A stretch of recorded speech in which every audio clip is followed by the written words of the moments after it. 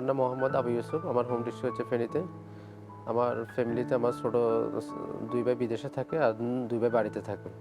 আমার কোনো বোন নেই। আমার আম্মা জীবিত আছে, আব্বা নাই। আব্বা মারা গেছে ২০০৯। তো আমার আব্বা আম্মার ইচ্ছে পছন্দ মতো আমি বিয়ে করেছিলাম ২০০৬ সর্বপ্রথম। আমার আব্বা আম্মার পছন্দ মতো বিয়েটা হয়েছে। হওয়ার পরে আমি ১ বছর বাড়িতে ছিলাম। এরপরে আমি ২০০৭ সালের মার্চ মাসে আমি দুবাইতে যাই। দুবাইতে ২ বছর থাকার পর আমি দেশে চলে আসি। দুবাইতে আসলে পরিস্থিতি তখন খুব খারাপ ছিল। বিশ্ব অর্থনৈতিক মন্দা ছিল, যার ফলে আমি বেশি ভালো করতে পারি নাই। ফলে আমি বাড়িতে চলে আসছি।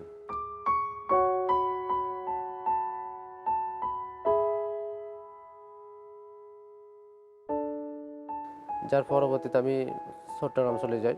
আমি চট্টগ্রামের রাঙ্গুনিয়াতে বাংলাদেশে একটা ওষুধ কোম্পানি আর্গন ফার্মাসিউটিক্যালস, এটা যখন চিটাগাংয়ে আসে রাঙ্গুনিয়া এলাকায় আমি একটা এজেন্টশিপ নিই। তখন এক্সিলেন্ট হেলথ কেয়ারের মালিক হামিদ সাহেব। তা আমি ওনার অফিসে গেছি। যাওয়ার দেখলাম যে এখানকার এক মহিলা বসে আছে।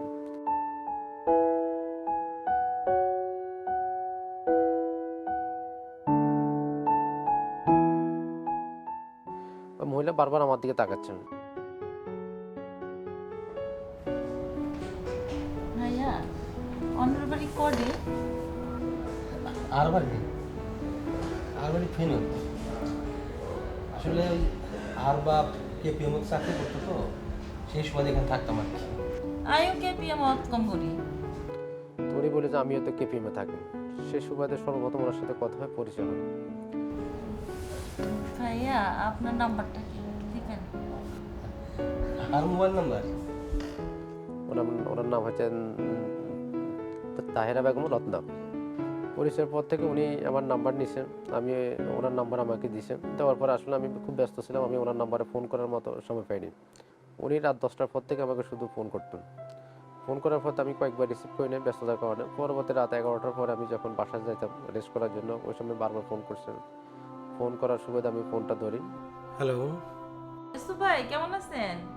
আমি রত্না। ও জি ভালো, আপনি ভালো আছেন নি? জি ভালো। খাওয়া দাওয়া হয়েছে? জি। তা আপনি ব্যস্ত নাকি? ও একটু ব্যস্ত আছি। আপনি কালকে আর অফিসে আহেন, তখন কথা হবে না। কেন মোবাইল তো কথা বললে কি সমস্যা হবে যে? আচ্ছা ঠিক আছে, সমস্যা নেই, বলেন। ওনার সাথে আমার সেইভাবে 1 সপ্তাহ 2 সপ্তাহ এইভাবে 1 মাস পর্যন্ত মোবাইলে উনি নিয়মিত ফোন করতো, আমিও ফোন করতাম। পর আমি আমার ফ্যামিলির লাইফ স্টোরি সব কিছু ওনাকে বলছি। আরে পারিবারিকভাবে বিয়ে করেছিল, 2 বছর দুবাইতে ছিলাম। এরপর দেশে আসি, বউ আর সাথে থাকে না, এক ছেলে এক মেয়ে আছে। আমার মেয়ে বর্তমানে ক্লাস 6-এ পড়ে, ছেলে ক্লাস 1-এ পড়ে। মানসিকভাবে আমি তেমন একটা সুখী না। আমার ফ্যামিলির কথাগুলো ওনার সাথে শেয়ার করার পরে উনি বলল যে আমাকে তাহলে আপনি আবার আবার আবার নতুনভাবে জীবনটা শুরু করেন। না আসলে আপু, আরে দেখতে ইয়ং মনে হইলেও আসলে তার তো 2 বাচ্চা আছে। কোন আরে কে বিয়ে করবে? আপনি এত ভাঙি পড়ছেন কেন? দেখেন না লাইফটাকে মানুষ নতুন করে চিন্তা ভাবনা করে কিছু করে, আপনিও নতুন করে চিন্তা ভাবনা করে দেখেন। তো উনি আমাকে অনেক সান্ত্বনামূলক কথা বলার পরে উনি বললো যে দেখেন, লাইফটাকে মানুষ ইচ্ছা করলে অনেক কিছু করতে পারেন। তো আমি বললাম যে ঠিক আছে বোন, তাহলে আপনি আমার জন্য, আমার মেয়ে যেহেতু ক্লাস 6-এ পড়ে, ছেলে যেহেতু ক্লাস 1-এ পড়ে, তো আপনি তাহলে আমার মেয়ের সাথে ম্যাচিং হয়েছে ওরকম একটা মহিলা দেখিয়ে আমার জন্য পাত্র হিসাবে দেখিয়েন। উনি বললো যে ঠিক আছে, আমি একটু খোঁজখবর নিয়ে দেখি, যেহেতু এলাকাতে আমি আজকে অনেক বছর পর্যন্ত আছে, আমার অনেক পরিচিত আছে। এর পরবর্তীতে উনি আমার অফিসে নিয়মিত আসতো। ইসু ভাই, হ্যাঁ। আপনার জন্য আমি মেয়ে খুঁজতেছি যে। আচ্ছা আচ্ছা। আপনার মতো আমারও সেম সমস্যা আছে যে। আপনার আবার কি সমস্যা? তো উনি বললো যে না, আসলে আমারও আমি আপনার মতো সুখী না, আমি সমস্যাতে আছি। আমার হাজব্যান্ড অ্যাক্সিডেন্ট করছে, গাড়ি অ্যাক্সিডেন্টে মারা গেছে দুবাইতে। আমি এক সন্তানের মা। একটা সন্তান নিয়ে আমি খুব একটা কষ্ট ভিতরে আছি, খুব একটা অসহায় ভিতরে আছি। আপনি যদি আমার ব্যাপারটা মানিয়ে নেন, আমার সন্তানটারে মানিয়ে নেন, তাহলে আপনার যে সন্তান ছেলে মেয়ে আছে তাদেরও আমি দেখব যে। আসলে আপু কিছু মনে করেন না, আপনি আর চাইতে বয়সে বড়। আচ্ছা আপনার বাড়ি হচ্ছে নোয়াখালী সাটকিল, আমার বাড়ি হচ্ছে ফেনীতে। এদিকে একটা অনেকটা একটা ডিফারেন্স আছে। আর আপনাকে আমি চিনি না জানি না, হঠাৎ করে পরিচয়, আজকে 1-1.5 মাস পরিচয়। এইভাবে তো আসলে বিয়ে শাদী ব্যাপার এভাবে তো আসলে হুট করে হয় না। না ঠিক আছে, তবু আপনি চিন্তা ভাবনা করে দেখেন স্যার। ঠিক আছে, ভেবে দেখবো যে। এভাবে উনি ওদিন এতটুকু পর্যন্ত কথা হয়। কথা হওয়ার পরে উনি চলে গেছে। চলে যাওয়ার পর থেকে উনি রাত 11টা থেকে আমাকে শুধু বারবার ফোন করতো। ভোর 5টা-6টা পর্যন্ত শুধু ফোন করতো আমাকে। হ্যালো ভাই, হ্যাঁ বিয়ে নয় নাই কলেজে, একটু মিডাগুড়ি কথা তো কইতে পারেন যে। আরে না মানে কি যে কর না। ভাই আমি দেখতে কি খুব খারাপ? না না, তা ঠিক না। বিভিন্ন ধরনের রোমান্টিক কথাবার্তা বলতাম, আমাকে এই মুহূর্তে বিভিন্ন ধরনের ওনার ছবিগুলো পাঠাতাম। এর পরবর্তী উনি একদিন অফিসে আসলো কেপি মেলাকে, আমাকে বলছে আপনি একদিন আমার বাসায় আসেন। আপনি তো দেখতেই আছেন আই কত বিজি। আসলে আন্নের বাসায় যাওয়ার সময় নাই। আপনি এক কাজ করেন, আপনার যদি স্থানীয় কোনো গার্জিয়ান থাকে আপনি আর সাথে দেখা করে পাঠাই দেন। আসলে আছে আমার একজন বিশ্বস্ত ওয়ার্ড মেম্বার, তা ওনারে যদি আমি পাঠাই, আপনি আমার ব্যাপারটা একটু বলে দিয়েন। 3 দিন পরে ওইখানকার ইউনিয়ন পরিষদের সদস্য আমার অফিসে আসলো। আমার মোবাইলের মাধ্যমে যোগাযোগ করে আমার অফিসে আসছে। আমি এই মেয়েটাকে 7-8 বছর ধরে চিনি। আচ্ছা আচ্ছা। উনি এক সন্তানের মা। ওনার স্বামী অ্যাক্সিডেন্টে মারা গেছে দুবাই। তো আপনি যদি যেহেতু বিয়ে করবেন বা নতুনভাবে সংসার শুরু করবেন, তো একটা বিধবা মহিলাকে যদি বিয়ে করেন, এটা আল্লাহর কাছে সওয়াব পাবেন।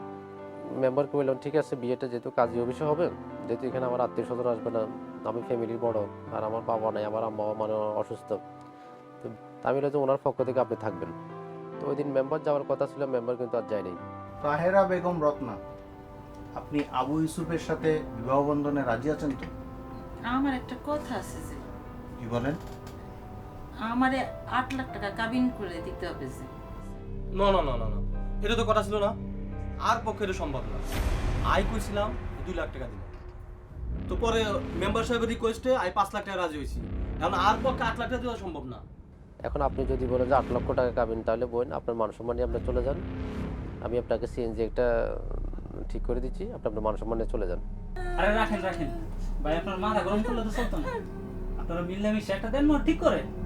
বিয়ে শাদীর মতো এরকম একটা শুভ কাজে এরকম গোলমাল করলে আল্লাহও বেরাজ হয়। ঠিক আছে, দুজনেরটাই থাকলো, আপনি আর 1 লাখ টাকা বাড়াই। ঠিক আছে, আপনারা যখন কইতেছেন আর কোনো আপত্তি নেই।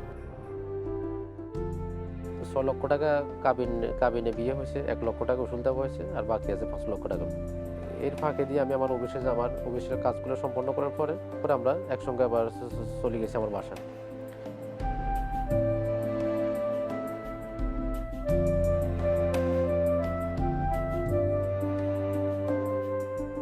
বাসা যাওয়ার পরে ওই দিনের সম্ভবত আমাদের বাসর রাত হয়।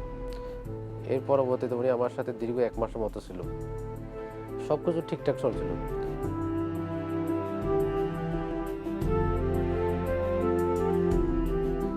এর পরবর্তীতে আমার আসলে রাঙ্গনি অফিসটা ছিল আমরা দুজনে পার্টনার, আমি এবং আমার বন্ধু ইঞ্জিনিয়ার সেতুকুমার বড়ুয়া। পরে আমি আমার বন্ধুকে বললাম যে ভাই আমি আসলে আগ্রাবাদ বসা এবং রাঙ্গনিয়ে বসা, দুই দিকে সময় দেওয়া আমার পক্ষে সম্ভব হচ্ছে না।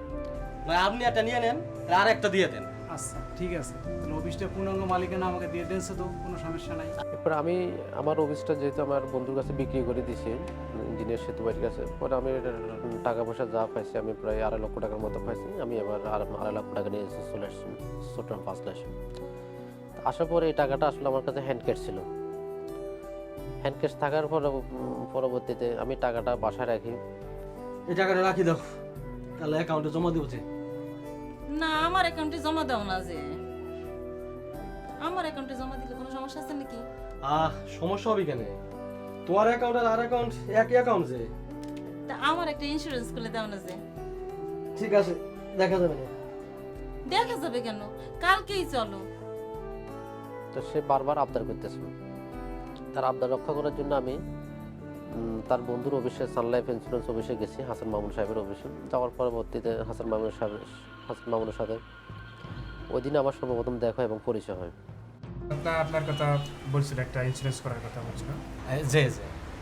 তো যেহেতু আমার বন্ধু মানুষ, যে আপনার কথা তো প্রায়ই কয় যে তো ওনার জন্য ভালো হয় একটা 5 লক্ষ টাকা পলিসি করা কি বলে? আচ্ছা ঠিক আছে, সমস্যা নাই যে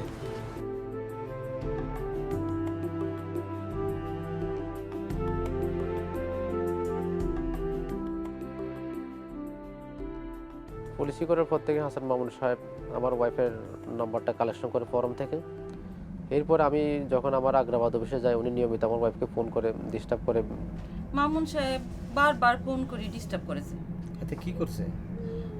বাজে বাজে প্রস্তাব দেয় আর আমার ওয়াইফকে বলে যায় যে ভাই তো বাসা নেই, আপনি আমার অফিসে আসেন, আপনার সাথে পার্সোনাল কথা আছেন, ইসব ভাইকে কিছু বলার প্রয়োজন নেই। তখন আমার ওয়াইফ আমার কাছে এইভাবে 3-4 দিন কমপ্লেন করছিল। মন খারাপ করে বসে আছো যে? আসলে আমি তো তোমারে এই মামুন সাহেবের অফিসে নিয়ে গেছিলাম সে হ্যাঁ হ্যাঁ। লোকটা বেশি সুবিধার না। এখন দোষটা তো আমার, আমি বলাতে তুমি এখানে গেছো, যাকে এখানে ইনস্যুরেন্স করতে মনে হয় একটা ফ্যাসের ভিতরে পড়ে গেছো, বারবার শুধু আমার নাম্বারে ফোন করে ডিস্টার্ব করে। হ্যাঁ শোনো, লোকটা যদি সুবিধার নয়, হাতের কাছে না গেলেই হয়। আর হাতের যে আমরা টাকাটা দিয়ে দিছি, এটা ফেরত নিয়ে আসো। হাতের কারোর জন্য আর মধ্যে যে স্বামী স্ত্রীর সম্পর্ক, এটা যে কোনো সমস্যা না হয়। তা আমি হাসান মামুন সাহেবকে ফোন করি, বললাম যে ভাই আপনি আমার ওয়াইফের নাম্বারে ফোন করে ডিস্টার্ব করবেন না, আর আপনি যে পলিসিটা করার জন্য 50,000 টাকা দিচ্ছি আপনাকে, আমার 50,000 টাকা আমাকে দিয়ে দিবেন। এই টাকার মালিক তো অনর না, এই টাকার মালিক অনর বউ। আপনি চাইলে তো আমি টাকাটা দিতে পারি না।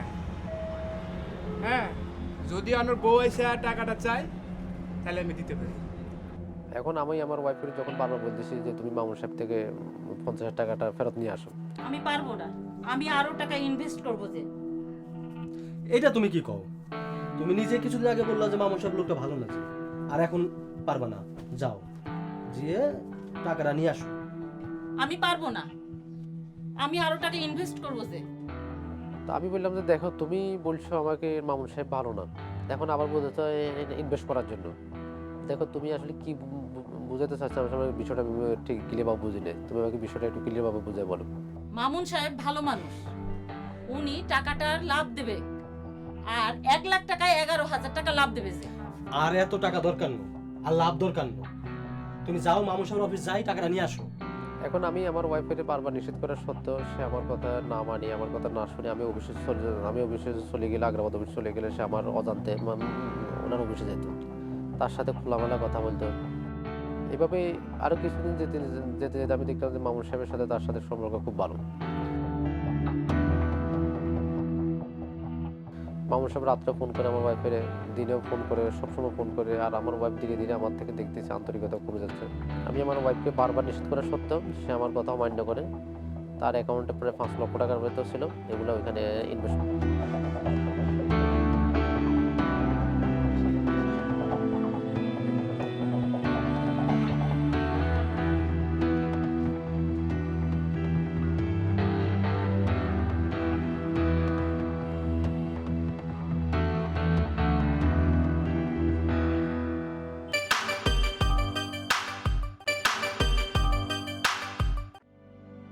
আমি মামুন সাহেবের অফিসে যাই, মামুন সাহেবকে হাত জোর করে আমি রিকোয়েস্ট করলাম, ভাই আপনার সাথে আমার সাথে যা পরিচয় হয়েছে আমার ওয়াইফের মাধ্যমে।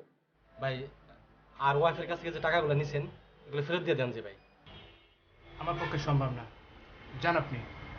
আর এই টাকা নিয়ে কখনো কথা বলবেন না, টাকা না কথা বলে ঝামেলা হবে, জান আপনি। এটা কি কোন যে ভাই? জান। তো সে যখন আমার কথা শুনতেছে না, তো আমারও আর কিছু করার নাই। লাস্ট পর্যন্ত আমি তাকে, শোনো, তুমি যাও গিয়ে আর টাকাগুলো নিয়ে আসো। আর বুঝো না, তুমি যদি আরো সাহায্য না করো তো কে করবে? আমি তো বললাম ওই টাকাগুলি উনি রেখেছে, উনি বিশ্বস্ত লোক, ওইনে কোনো সমস্যা হবে না যে। তুমি যদি এভাবে কথা বলো তাহলে আমার তো কিছু বলার নাই। তুমি এই ব্যাপারে আমার সঙ্গে কোনো কথা কইবা না যে। তুমি আমার লগে এভাবে মেজাজ দেখাবে না, বুঝছো? আর টাকা মাইন ছেড়ে দিয়ে তুমি আর লগে মেজাজ দেখাও, এর ফল কিন্তু ভালো হবে না। দেখবো আমি অফিসে চলে গেছি। আমি এইভাবে তার সাথে 2-3 দিন কথা বলি নাই, রাগারাগি করে, যেহেতু আমাকে না জানা আমার টাকাটা সে ইনভেস্ট করে ফেলছে। হ্যাঁ, আমি অফিস শেষ করি, বাসা যাই রাত্রেবেলা, রাত 11টা বাজে বাসা যাই। কই? আমি যেখানেই থাকি তাতে তোমার কি? তুমি বাসায় চলে আসো। তোমার সাথে সংসার করা আমার পক্ষে অসম্ভব। কেন, আর দোষটা কি? কি হয়েছে? বললো যে তুমি মামুন সাহেব থেকে আমি টাকাটা ইনভেস্ট করলাম বিশ্বাস করি, এখন 1 মাস হয় নাই, তুমি বারবার আমাকে বলতেছো টাকাটা নিয়ে আসার জন্য, আমার একটা মান আছে না। তুমি কি ব্রিফ কেসে করি অলংকার জামা কাপড় সব নিয়ে গেছো নাকি? হ্যাঁ, আমার জিনিস আমি নিয়ে এসেছি। আমি আর ফিরে আসবো না, আমার আর ফোন দিবা না। তো অনেক চেষ্টা করে অনেক জিজ্ঞেস করার পরে তাকে ফেরত আনতে পারি নাই। তো আমি আসলে ওই দিন প্রচুর একটা টেনশনে ছিলাম। আমি আরো কয়েকদিন অপেক্ষা করছি এবং কি হাসান মাহমুদের মোবাইল থেকে আমাকে বারবার এসএমএস দিচ্ছে, আমাকে যৌতুকের মামলা দিবেন, নারী নির্যাতনের মামলা দিবে, সারা জীবন জেল খাটাবে। তো আমি মামুন সাহেবকে এসএমএস পাওয়ার পরে মামুন সাহেবকে ফোন করলাম, বলতে ভাই কি সমস্যা আপনার? এটা আমাদের স্বামী স্ত্রীর ব্যাপার, পারিবারিক ব্যাপার। আবার আপনি আমার মোবাইলে এসএমএস পাঠাচ্ছেন, আমাকে সারা জীবন জেল খাটাবেন। আপনি আমাকে জেল খাটানোর কে? আমি কে সময় এলে বুঝতে পারবা যে। করার পরিপ্রেক্ষিতে আমি একদিন 5টা থানাতে গেছি, আমার যে ডিসি অফিসে যে কমপ্লেনটা দিয়েছি এটার কতটুকু রিপোর্ট বা কতটুকু কি কার্যকারিতা হয়েছে আমি একটু জিনিসটা নেওয়ার জন্য গেছি।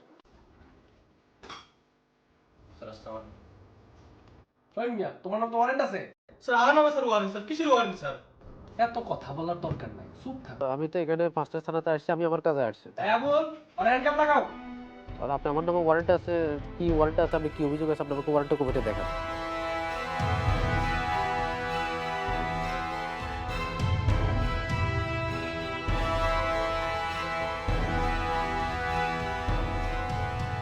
পরবর্তীতে উনি দেখলাম যে হাসান মামুন সাহেবকে ফোন করছে, হাসান মামুন সাহেব আসছে।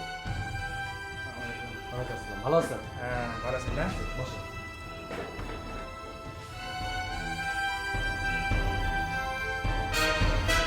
শুনেন, ইয়াবার মামলা, গাড়ি পুরানোর মামলা, অস্ত্র মামলা সহ যত প্রকার মামলা আছে সবার নামে দিয়ে দেন। প্রয়োজনে 1 লক্ষ টাকার বদলে আপনাকে 5 লক্ষ টাকা দিব, কিন্তু ওরে চিঠি দিয়ে দেন। এই ওরে নিয়ে যাও। স্যার আমি তো কিছুই বুঝতেছি না স্যার। পরের দিন আমাকে কোর্টে চালান করে দিয়েছে। ওখানে হাজতখানার ভিতরে এক পুলিশ সদস্যকে রিকোয়েস্ট করে আমি একজন লয়ারের নাম্বার আমার কাছে ছিল, ওনার লয়ারের ভিজিটিং কার্ড আমার কাছে ছিল। আমি লয়ারকে ফোন করলাম, ভাই এই ব্যাপার, আমাকে ওনারা যৌতুকের অভিযোগ দিয়ে আমাকে ওয়ারেন্ট করে আমাকে অ্যারেস্ট করে ফেলছে, আপনার যেভাবে আমাকে একটু উদ্ধার করেন। তো উনি আমাকে ওইখান থেকে আমার পক্ষে উনি জামিনের আবেদন করছে, আমার অধীনে জামিন এসে।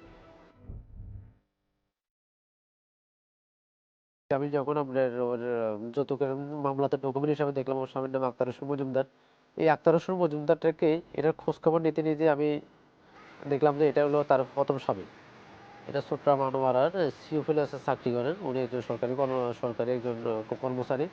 ওই ন্যাশনাল আইডি কার্ড দেখাচ্ছি, আমি বললাম যে এই আক্তার হোসেন মজুমদারটাকে, বললো যে ভাই বলেন না, এটা আমার আপন ছোট ভাই, আপনাকে যে মহিলা বিয়ে করছে ও আমার ছোট ভাইয়ের ভাই। এই মহিলা ভাই শুরু থেকে ভাই এগুলো প্রতারণা এগুলো করতেছে। সে বিয়ের পরেও সে আমার বাইকের সাথে দেয় না, সে আমার বাইকে আমার বাবা মাকে বাড়িতে রাখে রেখে, আমাদের নোয়াখালীর বাড়িতে রাখে রেখে সে 2 মাস 3 মাসের জন্য বলছে আমার আম্মা অসুস্থ, আমার বাবা অসুস্থ, আমি বাড়িতে যাবো। বাড়ির নাম দিয়ে দিয়ে সে চট্টগ্রাম শহরে থাকে। চট্টগ্রামে তার সাথে অনেক পুরুষের লোক সম্পর্ক আছে। মূলত তারা হচ্ছে একটা সংঘবদ্ধ একটা প্রতারক, বিভিন্ন মানুষকে ওরা মানে প্রেমের ফাঁদে ফেলে ব্ল্যাকমেল করে করে বিয়ে করবে, টাকা পয়সা আত্মসাৎ করে হচ্ছে ওদের মূল কাজ। এখন এইরকম একটা সিচুয়েশনের ভিতরে আমি চট্টগ্রামের ভিতরে মানে থাকা আমার পক্ষে খুব কষ্ট হচ্ছে।